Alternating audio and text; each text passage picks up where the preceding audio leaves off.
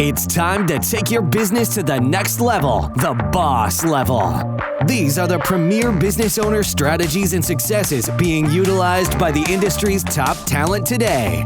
Rock your business like a boss, a VO boss. Now let's welcome your host, Anne Ganguza. Hey everyone, welcome to the VO Boss Podcast for another episode of the AI in Voice series. I'm your host, Anne Ganguza, and today I'm excited to bring special guest Emily Lawrence to the show.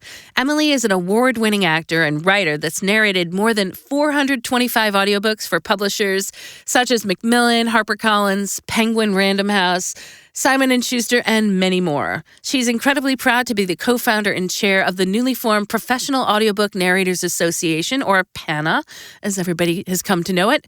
Her greatest loves are storytelling and reading, of course, so narrating audiobooks is a dream come true for her.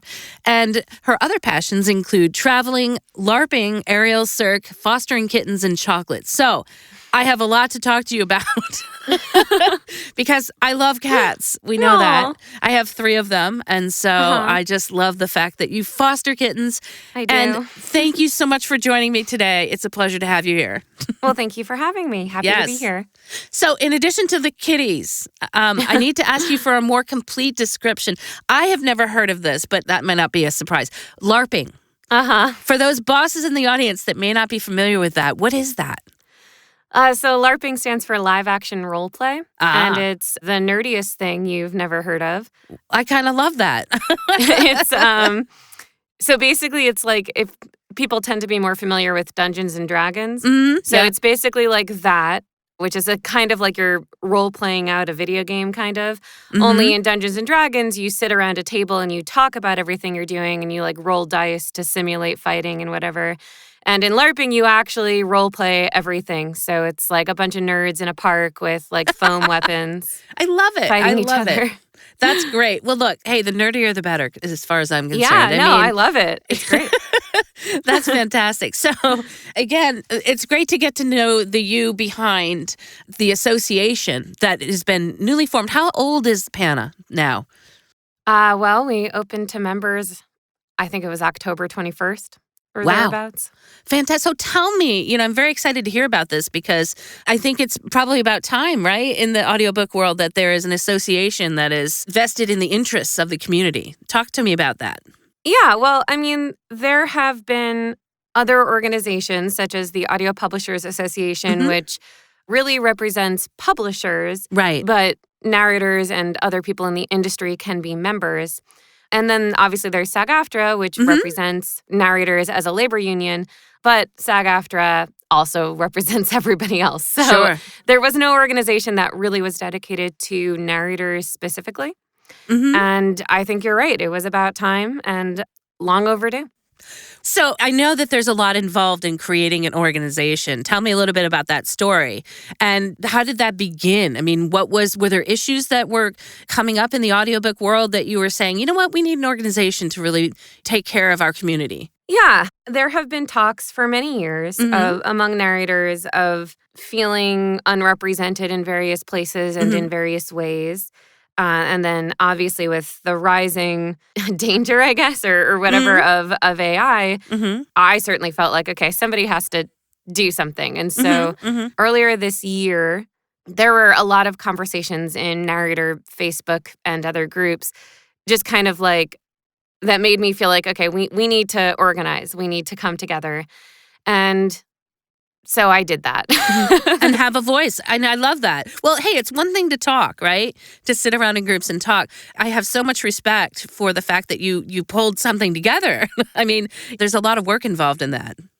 Yeah, it was definitely a lot of work. I'm very grateful to have my co-founder, Emily Ellett, with me through the whole process.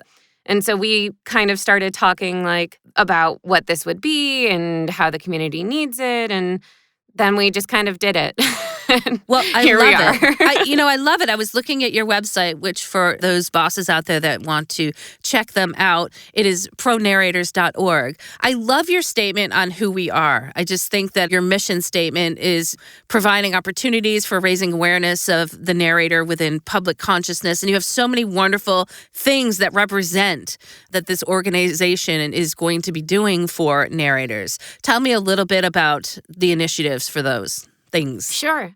Well, we're certainly very ambitious. We have a lot of really big plans, mostly around three things, really. One is education both of narrators in order to raise narration standards throughout the industry, but also education of the public and education of the industry about narrator needs and the fact that we exist, because Sure. a lot of people listen to audiobooks and don't give a second thought to the performer who's bringing that story to life for them. And that's obviously important to us, that especially when we're talking about having humans versus robot narrators, for people to recognize that we're human to begin with is probably really important there. So education in general is a big focus for us.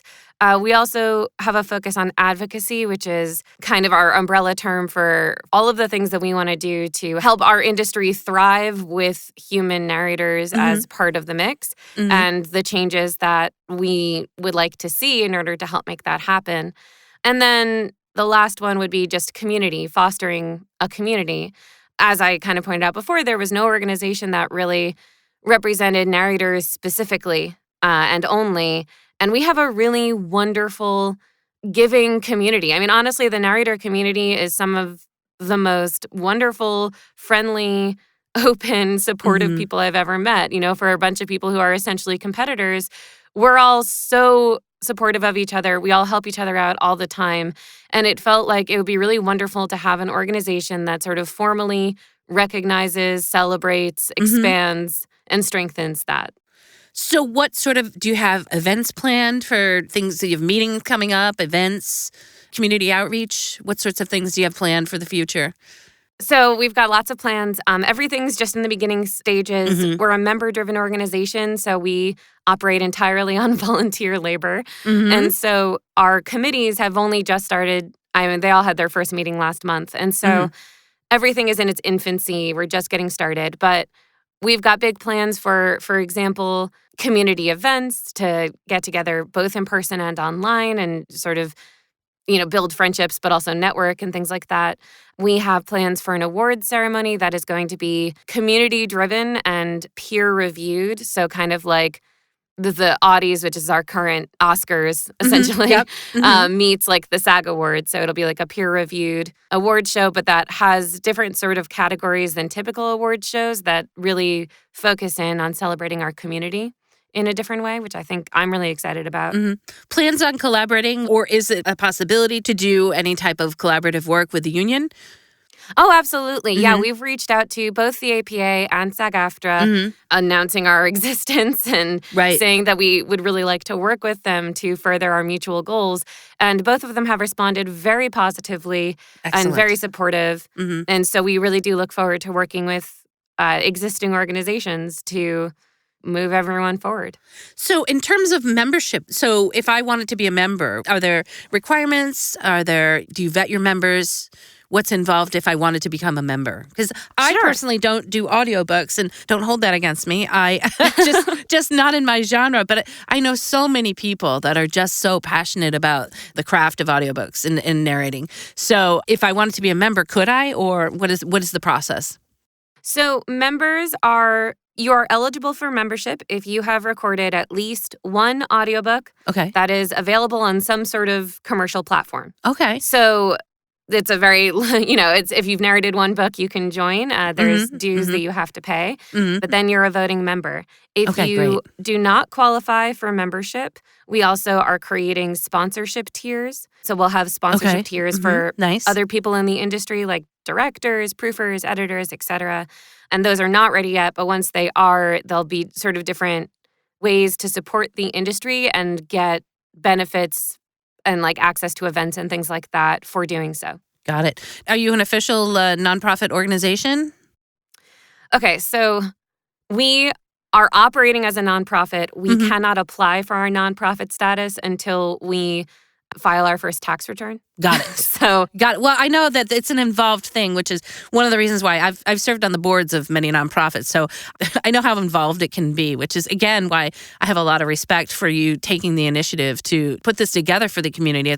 There's so much work involved in nonprofit. And I know how important volunteers and volunteer efforts go. It's so hard, when everybody is busy, to take the time and be able to help out in an organization like this. And I really look forward to the success of PANA, because I know a lot of organizations that start off with the best of hopes, and then it turns into something where it is an awful lot of work, and maybe more work than people anticipate. And so I know how it can be hard to progress. Well, it's definitely more work than I anticipated, Yep. but I'm committed. So I'm there, and I know my co-founder, Emily Ellett, is also very committed. And we have a wonderful board. We've put together a board of some of the most respected people in our industry, and they are all very committed also. Everyone has expressed a sort of surprise at how much work it really is. Right. But, everybody has affirmed to me multiple times, as recently as yesterday, that, we're in this and we're going to make this work. Well, I think having a voice for the audiobook industry is so important, especially with things that develop within our own industry. I mean, not just in audiobooks, but in the voiceover industry as a whole. We are facing changes.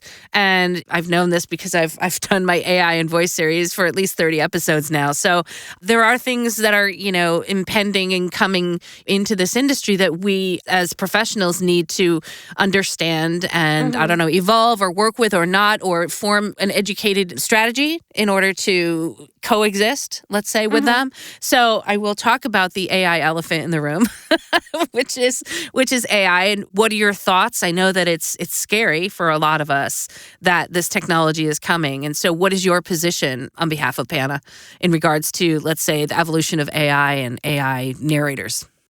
Well, we are a pro-narrator organization, pro-human narrator. And so we are dedicated to supporting human narrators however we can. We have a lot of ideas about how to address this, but I think the board has expressed our first priority to be education, because I think that a lot of narrators don't really understand all of the possible risks right now. I think it's wonderful that you're doing this, your series to educate people. But I think that we have a task ahead of us just to make sure that people fully understand what everything is. Like, for example, a lot of people don't understand the difference between creating an artificial voice, like a clone of someone, and machine learning, which I don't know if you've covered in your series, but that's a really big thing that people need to be aware of. Yeah. So we have a lot of ideas about how to address that first and foremost. But also, I think, a lot of people, just today I was seeing on Facebook, people posting like, oh, I listened to this and it's actually not that terrible and blah, blah, blah. And so I think that it's important that we stay ahead of the game. We can't let the robots catch up to us. We have to stay better. But also, I think that, for me personally, this is not like PANA's official position or anything, but me personally, I think that a lot of the conversation is revolving around like dollars and cents, publishers and whoever are going to do what makes the most economic sense to them. And if it's cheaper, consumers will follow suit. And it's kind of all about money and jobs and the things that general AI conversations are about. But I think that with our field, it's not only about our jobs, it's also about the art of storytelling. Sure. Something that, Agreed. verbal storytelling is as old as language. It's like we've been doing it as humans for forever. And that's, to me, that's what's at stake here. Like, yes, I would like to have a job. I would like to be able to do what I love to do for the rest of my life. But I'm equally as worried about, the power of literature and stories and what it means to have, just from like a moral, ethical standpoint, to have robots sharing the human experience that they literally can't understand because they're an algorithm. And so I think that is something that needs to be more part of the conversation for everyone, because what we do is an art. Sure, and absolutely. Even if a robot is passable, it can never actually express anything human. And I think that's important to me. Right. I agree with you. And I think that the consuming public has a lot to say, obviously, right? We are a market-driven kind of industry. What the consumer wants, right? Or it's marketable to consumers, or is it not? I mean, do consumers want to be able to listen to an audiobook and have a human? Like, is it meaningful to have a human? Or maybe for certain types of audiobooks, does it matter if it's a human or not? There's so many questions about that. Is there any type of book that you feel might be okay with something that's not human? No, personally, I don't, because well, and that makes complete sense. I mean, sure. I mean, obviously, I have Right. a certain point of view, but I think, a lot of people are saying, oh, well, it's more suited for nonfiction. I think that that's kind of insulting. Nonfiction does not involve character voices and things like that. So from that perspective, it's easier for a robot to do. But I don't know. I've narrated nonfiction too. It's every bit as human. I think that authors would generally be insulted to hear that nonfiction is less human than fiction. I mean, I think it's all part of the human experience. Sure. It's all part of something that human beings have spent hours or months or years putting together, and they deserve a human voice to express that. Well, and you're talking to, my specialty, corporate narration and e-learning. So I understand that completely. I mean, to me, I want there to be a human teacher behind the mic. I want there to be, I'm a company. I want there to be a human that's expressing my mission statement or my objective. And again, it comes to people responding and saying, well, it's what the market wants. Or I guess for me, if I'm just one little person, I'm not going to necessarily stop the progression of technology.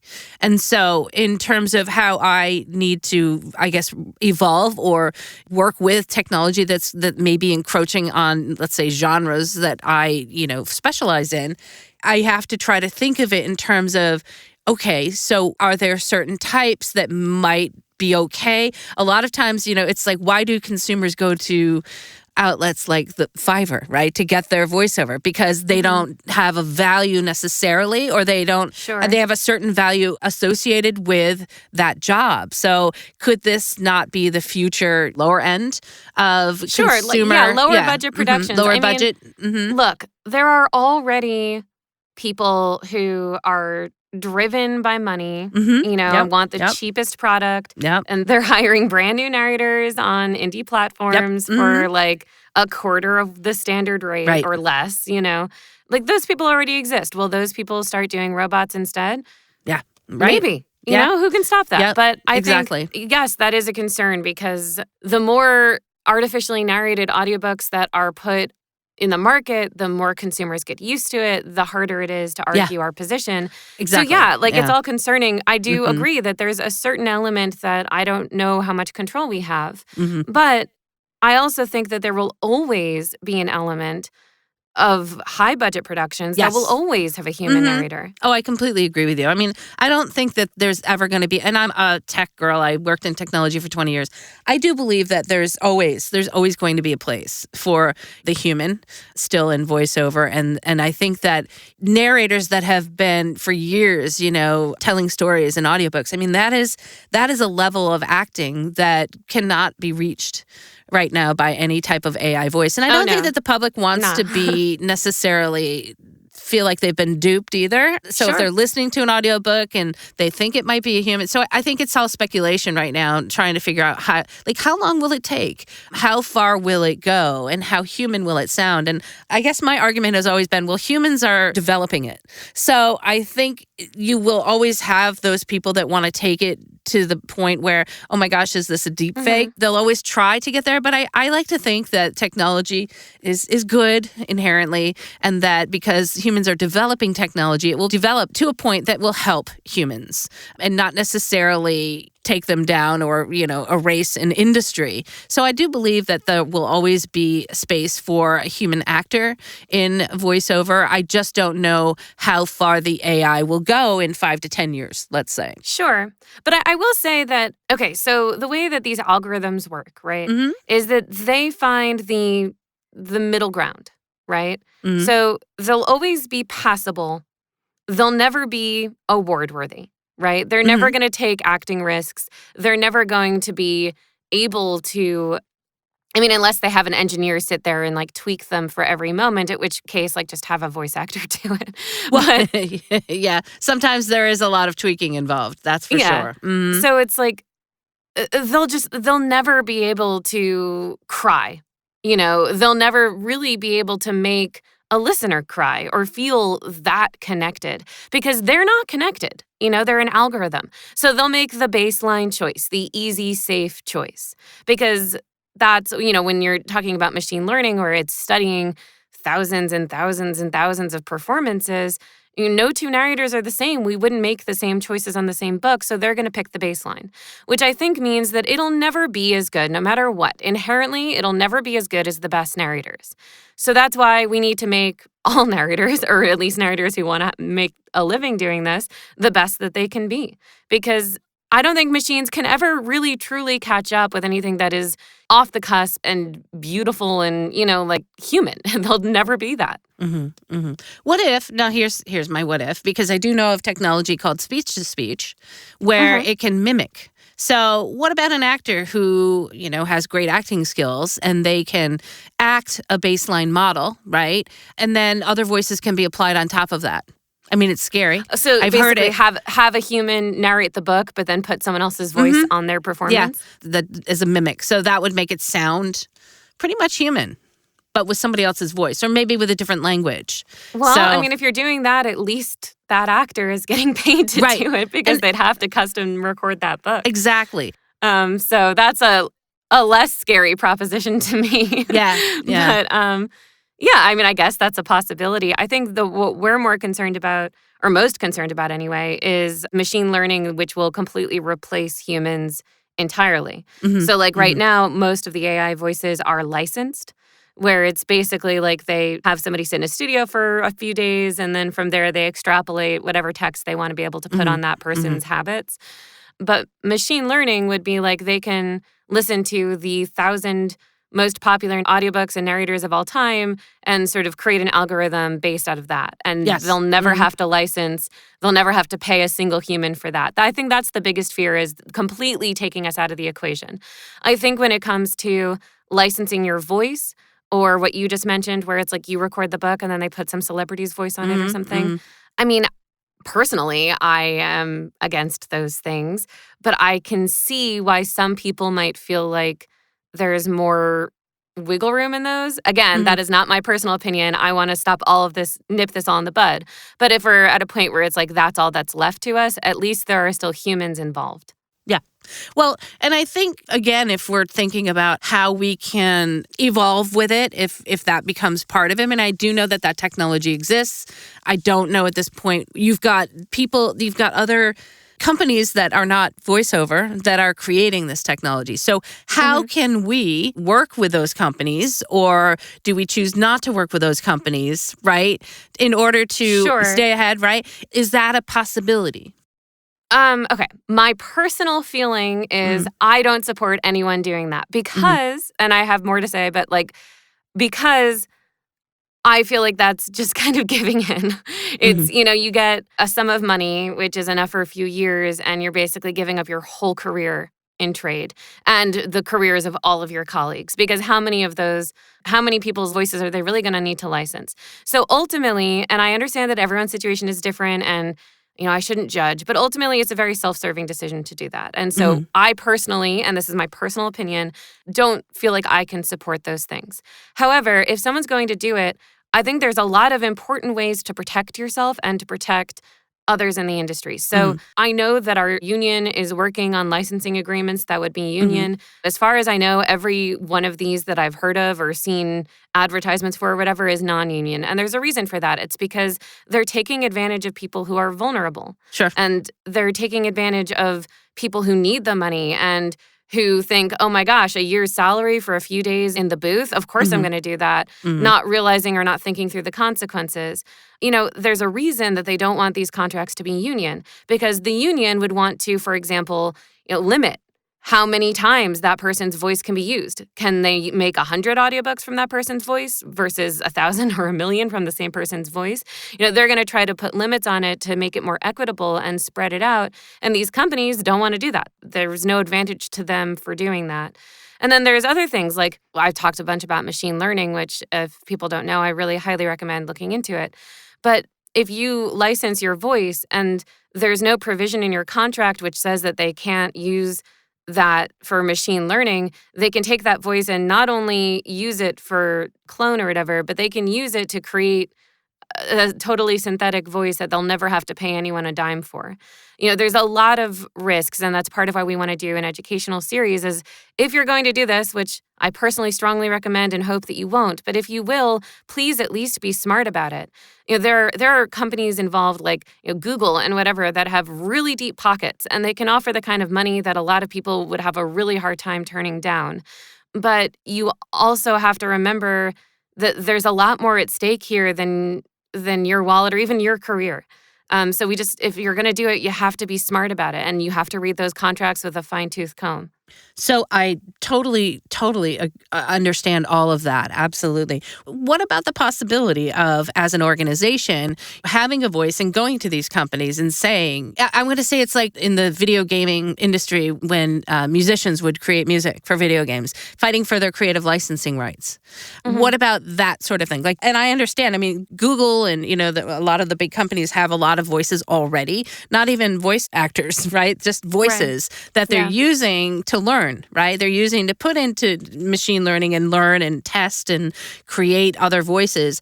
If, as an organization, you could be a strong voice in saying, hey, you know what? Anybody's voice that's used, really, you should be asking permission. There should be compensation. There should be... We should be getting royalties. Right. There should be, like with any contract, you should have a limited period of time where you can...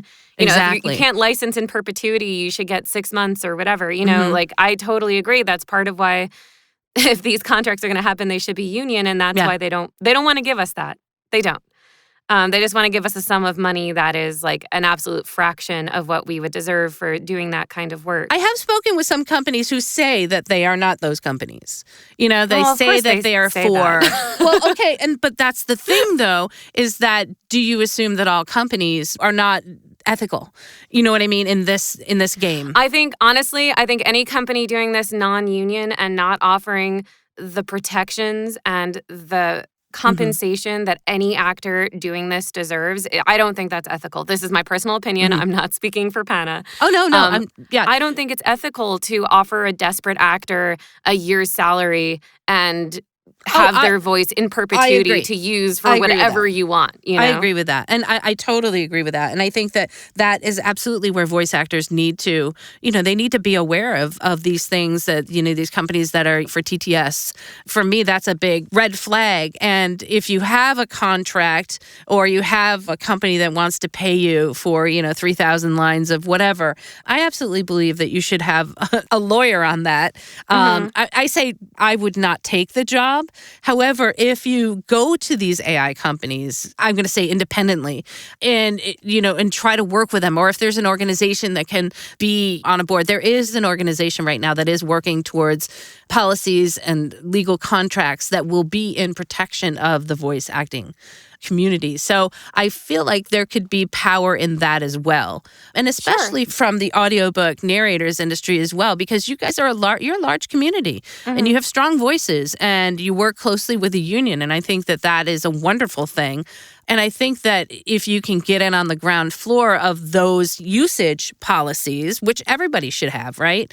And then, ultimately, fight the good fight, hopefully, so that the companies now understand. Because I think in my research, I'm just going to say, there's a lot of AI companies out there that don't understand the voice acting industry. They don't understand, I actually had to say, no, there's usage. There's, there's usage here. For how long? And we have contracts that, we can't use our voice for this company because we're already committed to this company. Sure. And there's a lot of education, not just for us, but on their side as well. And I think that if you have a strong community of voices, that might be something to consider.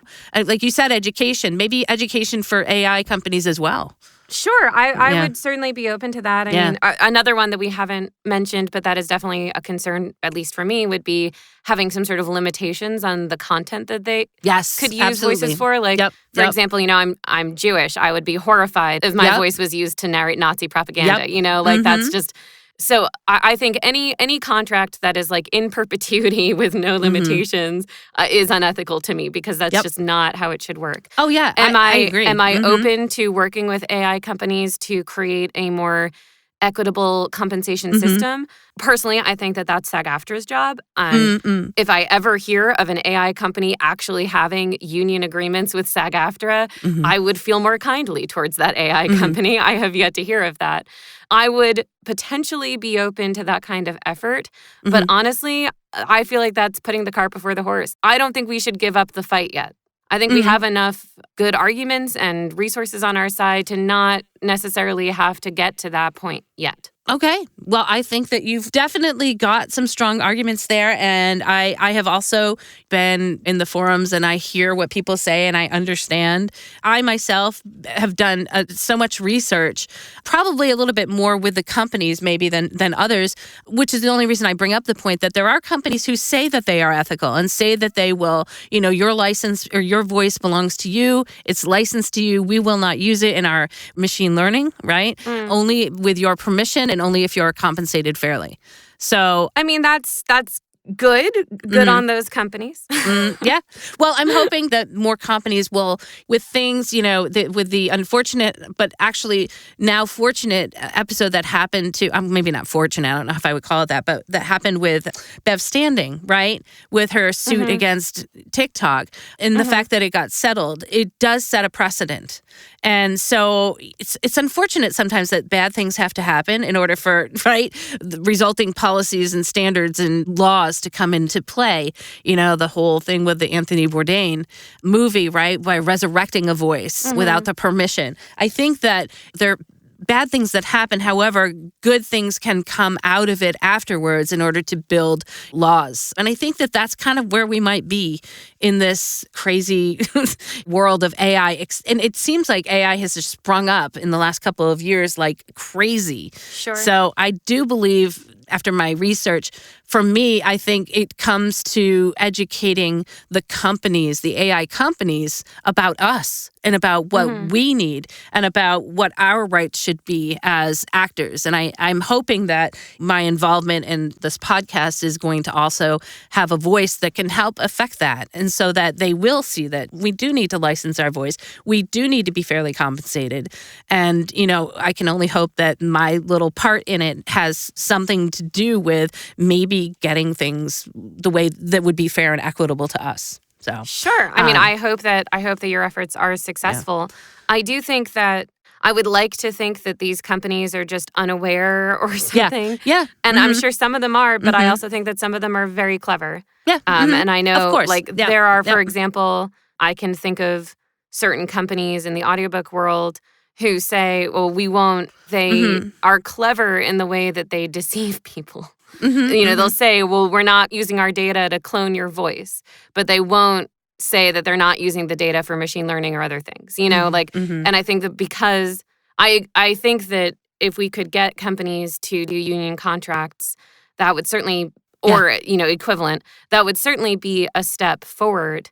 But I also think that educating voice actors to understand all of this stuff, because it is complicated and is not necessarily natural to a lot of people. I think that's important too, because right now there are companies where actors and publishers are literally giving data to and not really recognizing how it could be used. And Agreed. So that's I think we always have, though. You know what I mean? I'm going to say long before this AI craziness, I think also, there have been devices that have been listening to us and capturing our voices for a long time now. And so I think it's good that we all are educated on it. And I just want to give a shout out to the organization which I'm a part of, and anybody, if you're interested in joining them, it's called the Open Voice Network, which is based on creating standards for anything voice. And there are some companies who create AI voices that are in this organization, but it's all for the good of the voiceover world as well, to make sure that we are fairly compensated and hopefully, we have a set of standards that can work for everyone. So that's openvoicenetwork.org. And maybe that's something that, bosses out there, you want to take a look at. I love, love, love what you're doing with PANA. I mean, thank you. Really, I know how hard it is to bring an organization up and get these things going and moving and being productive. So congratulations to you guys. I think it's an amazing thing you're doing for the audiobook community. And I think it's wonderful what you're doing. Thank you. Yeah. Yeah. Appreciate that. So tell us how people can find out more about your organization and you. Sure. Pronarrators.org is our website. We are at ProNarrators on Instagram, Facebook, and Twitter. And I'm Emily Lawrence, and you can find me at emilylawrence.com. Fantastic. Thank you so much, Emily, for spending time with us today. Bosses, go check out pronarrators.org. Thanks again so much for joining us. I'm going to give a great big shout out to our sponsor, IPDTL. You too can connect and network like a boss. Find out more at ipdtl.com, and we'll see you guys next week. Thanks so much. Bye. Bye. Join us next week for another edition of VO Boss with your host, Ann Ganguza. And take your business to the next level. Sign up for our mailing list at voboss.com and receive exclusive content, industry revolutionizing tips and strategies, and new ways to rock your business like a boss. Redistribution with permission, coast-to-coast connectivity via IPDTL.